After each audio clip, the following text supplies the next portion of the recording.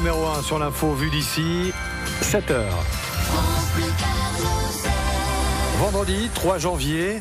Anne-Laure Labalette, bonjour. Bonjour Olivier, bonjour à tous. Il appartient à un syndicat et ça ne plaît pas à leur direction. 2 salariés de la blanchisserie nîmoise Elis sont menacés de licenciement. Ils pensent que c'est à cause de leur présence sur la liste CFDT aux prochaines élections professionnelles. Reportage dans ce journal. Et puis 2 salariés de la blanchisserie Elis à Nîmes qui sont menacés de licenciement. Et visiblement, c'est parce qu'ils appartiennent à un syndicat. En effet, pour les prochaines élections professionnelles, ces 2 salariés ont rallié la CFDT et ça ne plaît pas à la direction car ça fait concurrence à la CFTC, le seul syndicat en place pour le moment.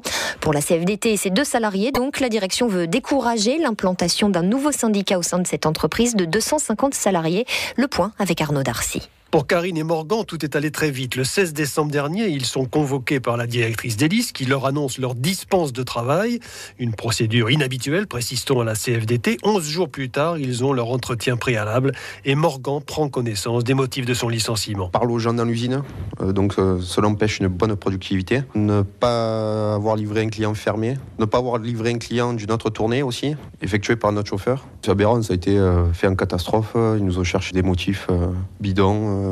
Rien de concret pour moi, quoi. Pour la CFDT, qui dit avoir pas mal de griefs en ce qui concerne les conditions de travail dans l'entreprise, les choses sont simples. La direction d'Elis ne veut voir qu'une tête syndicale, celle de la CFTC, le syndicat maison.